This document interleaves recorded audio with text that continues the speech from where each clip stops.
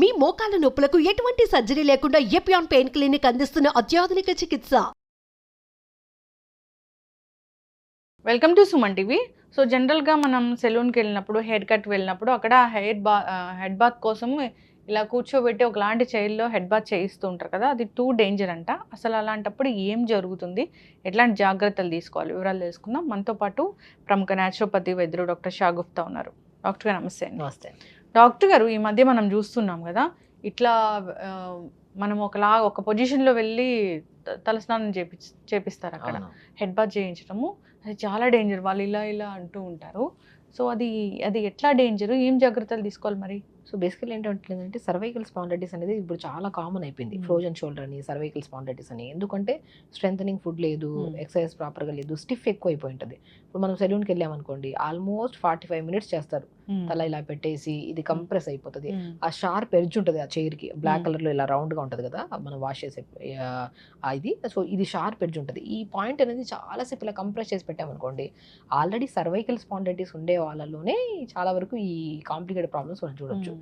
ఒకటండి, discomfort feel అయ్యేది ఏది చేయించుకోకండి. మీకు ఒకవేళ ప్రాబ్లం ఉంది అనుకోండి, హెయిర్ వాష్ మనం తల స్నానం ఇంట్లో చేసుకుంటాం కదా, ఎందుకు అక్కడికే మళ్ళీ వెళ్ళి చేయించుకోవాలి?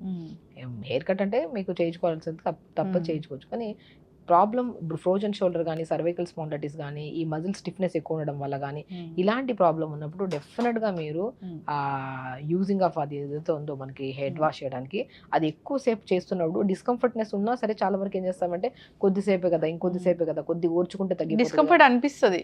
ఇట్లా చాలాసేపు ఇట్లా బెండ్ చేస్తాం కదా, మనకి ఇక్కడ నొప్పి వస్తుంది, ఇక్కడ నొప్పి వస్తుంది.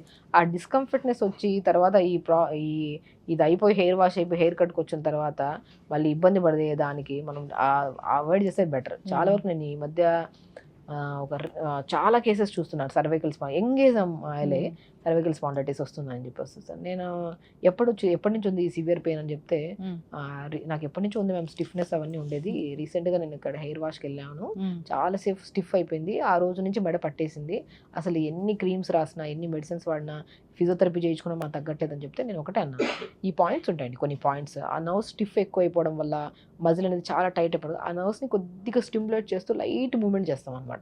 ఆ మూమెంట్ చేసేసి మనం కైరో ప్రాక్టీస్ చేస్తాం స్మూత్గా. అది ప్రాక్టీస్ చేసి ఉండే వాళ్ళే చేయొచ్చు. అది చేసి కొద్దిగా మునక్కాడలు, కొద్ది టమాటా, సొరకాయ, బీరకాయ, కొద్దిగా వాము జీలకర్ర వేసి, కొద్దిగా మునగాకు కూడా వేసి, ఒక 2 glasses వాటర్ వేసి కుక్కర్ పెట్టేసి 2 whistles అయిన తర్వాత దింపి స్మాష్ చేసేసుకో, సూప్ చేసుకొని తాగండి. సో బేసికల్లీ ఏంటంటే అలాంటి కాంప్లికేటెడ్ ప్రాబ్లం ఉండేవాళ్ళు డెఫినెట్గా దయచేసి మాత్రం ఇలాంటి దానికి హెయిర్ వాష్లు మాత్రం వెళ్ళకండి. First point. సెకండ్ ఏంటంటే, అసలు మీరు మీరు వెళ్ళారు, చేయించుకున్నారు, మేబీ కొద్ది స్ట్రెంత్ ఎక్కువ ఉందనుకోండి, కొద్ది ఓర్చుకునే గుణం ఉందనుకోండి, సెట్ అయిపోతుంది. లేదు ఈ ప్రాబ్లం ఉన్నప్పుడు మనం ఆ ప్రాబ్లమ్ని తగ్గించుకోవడానికే మనం ట్రై చేయాలి. అది న్యాచురల్ ప్రాసెస్లో వెళ్ళామనుకోండి. సో ఫస్ట్ ఆఫ్ ఆల్ మనం వెజిటబుల్స్ ఎక్కువగా తీసుకోండి. B12 కానీ, డి విటమిన్ కానీ, ఐరన్ కానీ, మెగ్నీషియం కానీ, జింక్ కానీ. ఈ డెఫిషియన్సీస్ వల్ల మజిల్ స్టిఫ్ అయిపోవడం, బోన్ అనేది స్ట్రెంత్ లేకపోవడం అనేది జరుగుతుంది. మనం ఫుడ్ ద్వారా మనం ఇచ్చామనుకోండి, స్ట్రెంత్ ఆటోమేటిక్గా వస్తుంది. సో కాబట్టి ఆ స్ట్రెంత్ ఎక్కడి నుంచి వస్తుంది? మునక్కాడలో మనకి మల్టీ పర్పస్లో యూజ్ అవుతుంది. 4-5 మునక్కాయ ముక్కలు తీసుకోండి, పావు టమాటా, సొరకాయ, మన దగ్గర ఏ వెజిటబుల్స్ ఉంటే ఆ వెజిటబుల్స్, కొద్దిగా సాల్ట్, పసుపు వేసి, కొద్ది జీలకర్ర వేసి కుక్కర్ పెట్టేసి 2 whistles అయిన తెంపి స్మాష్ చేసి డైలీ ఒక సూప్ తీసుకోండి. చాలా strength. Back pain, knee pain, cervical pain, frozen shoulders, ఈ కైండ్ ఆఫ్ ఏ పెయిన్స్ ఉండే వాళ్ళైనా సరే మనం compulsory B12 D vitamin test చేయించుకోండి. ఆ టెస్టులు చేయించుకున్నప్పుడు మనకి డెఫినెట్గా ఈ 2 డెఫిషియన్సీస్ 100% ఉంటాయి. ఆ డెఫిషియన్సీని ఫుల్ఫిల్ చేసేది ఏంటంటే ఈ వెజిటబుల్ సూప్ అనేది మనం రెగ్యులర్గా తీసుకోవడం, కొద్దిగా ప్రోటీన్, కాంప్లెక్స్ కార్బోహైడ్రేట్స్, అంటే లైక్ కంప్లీట్గా ఒక మీల్ తింటున్నామంటే దాంట్లో ఆకుకూరలు ఉండాలి, పప్పు ఉండాలి, వెజిటబుల్ కర్రీ ఉండాలి, రైస్ ఉండాలి, దాంట్లో కొద్దిగా ఇవన్నీ కాంబినేషన్లో తీసుకున్నారనుకోండి, మీకు ఏ డెఫిషియన్సీస్ ఉండవు, ఏ నొప్పులు ఉండవు. సో సర్వైకల్ స్పాండిలైటిస్ కానీ, ఫ్రోజన్ షోల్డర్ ఉండే వాళ్ళు దయచేసి మాత్రం స్పెషల్ రిక్వెస్ట్, ఎందుకంటే చాలా కేసెస్ నేను చూస్తున్నాను, ఏ సెలూన్కి వెళ్ళేసి ఇలా బెండ్ చేసుకొని ఇక్కడ.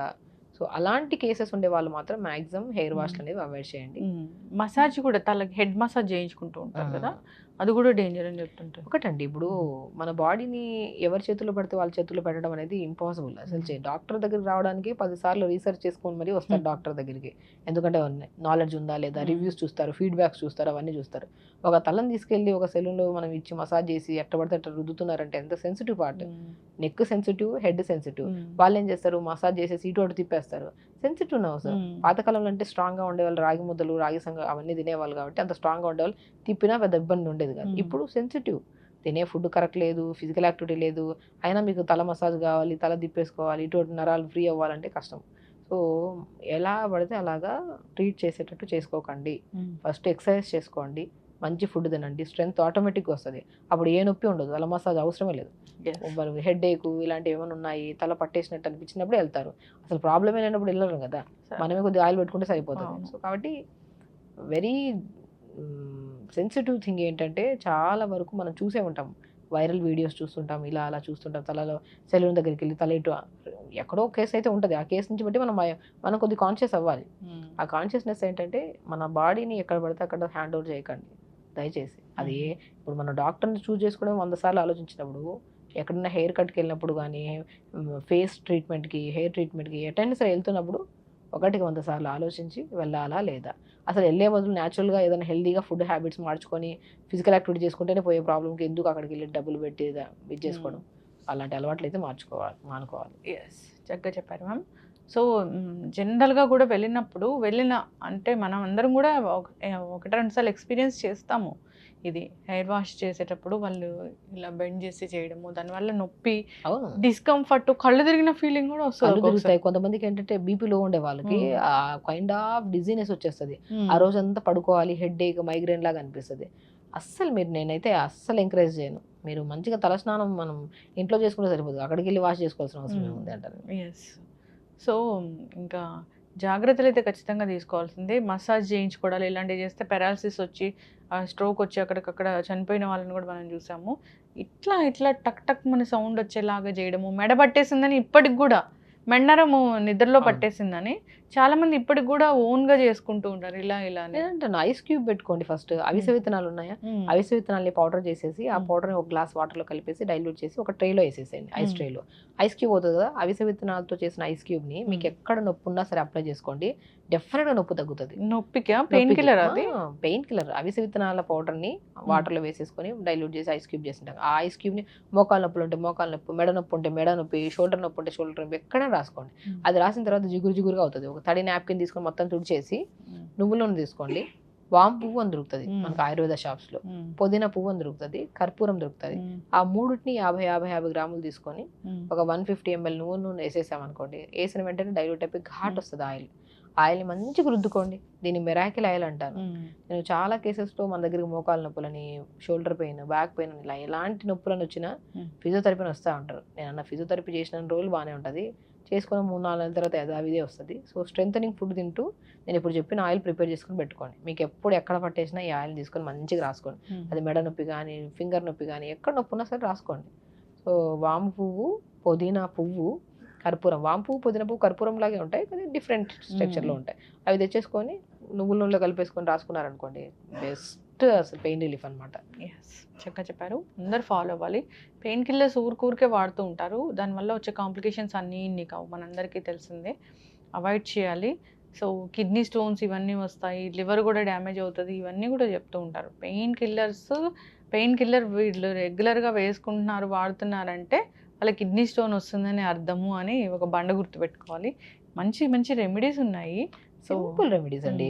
ఓకే, ఎక్కడో దొరుకుతాయి, తెచ్చుకోవాలి. ఒకసారి మనం ఎంత 50 గ్రాములు ఆయుర్వేద షాప్స్ వీధికి ఉంటున్నాయి ఇప్పుడు మ్యాక్సిమం తెలిసిన ప్లేసెస్లో వెళ్ళి తెచ్చుకొని ఆయిల్లో వేసేసుకొని కలుపుకొని రాసుకుంటే. నేను రీసెంట్గా ఒక మోకాలు నొప్పుల వాళ్ళకి, neck pains, any kind of నొప్పులకి ఈ ఆయిల్ రాసుకుంటామని చెప్పి ఒక వీడియో చెప్పింటి నేను. ఆ వీడియోలో మేబీ అది అప్లై చేసుకున్నారు ఒక ఆవిడ. నేను సంథింగ్ వెళ్తుంటే నన్ను గుర్తుపట్టారు. మధ్య వీడియోలు ఎలాగో తీస్తున్నాం కాబట్టి గుర్తుపట్టి, అమ్మా అసలు చాలా ఆనందం వేసింది మిమ్మల్ని కలిసి, నేను మీరు చెప్పిన ఆయిల్ రాసుకున్నాను. ఇది జెన్యూన్ రివ్యూ అండి. నాకు ఎంత హ్యాపీనెస్ వచ్చిందంటే, మన దగ్గరికి వచ్చేసేయండి, అప్లై చేసేసుకోండి, తగ్గండి, నేనేం చెప్పను. Very simple. చెప్పే ప్రతి ప్రక్రియని హెల్దీగా ఓపిక్గా చేయాలి. ఈరోజు అప్లై చేసిన వెంటనే రేపు నొప్పి తగ్గిపోవాలనేది ఏమి ఉండదు. నొప్పి ట్యాబ్లెట్ వేసుకుంటేనే 2 గంటలు పడుతుంది నొప్పి తగ్గడానికి. న్యాచురల్ ప్రాసెస్ కాబట్టి ఒకసారి అప్లై చేస్తుంటే ఆటోమేటిక్గా ఒకసారి పోయింది అనుకోండి నొప్పి న్యాచురల్ ప్రొసీజర్లో, మళ్ళీ రాదు పర్మనెంట్గా.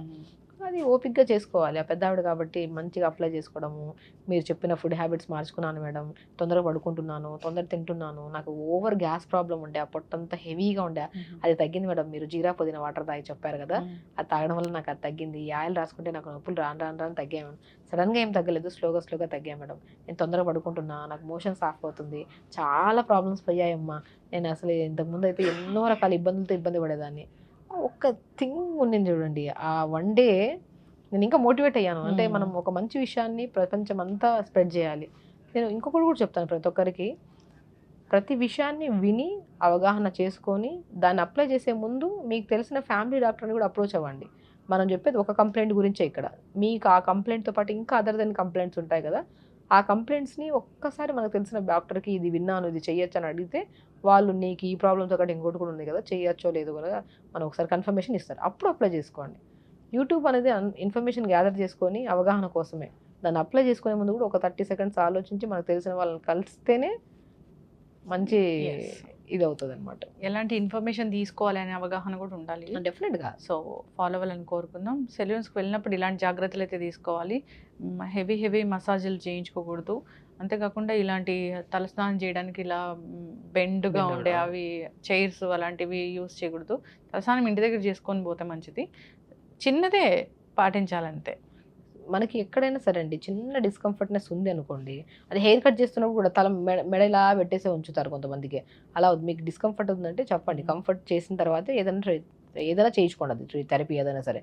డిస్కంఫర్ట్గా ఉండి ఏదో వాళ్ళు చెప్పారు కదా అని చెప్పి రష్ చేసుకొని లేనిపోని ఇష్యూస్ అయితే తెచ్చుకోకండి. చక్కటి ఇన్ఫర్మేషన్ మ్యామ్, ఫాలో అవ్వాలి. ధన్యవాదాలు.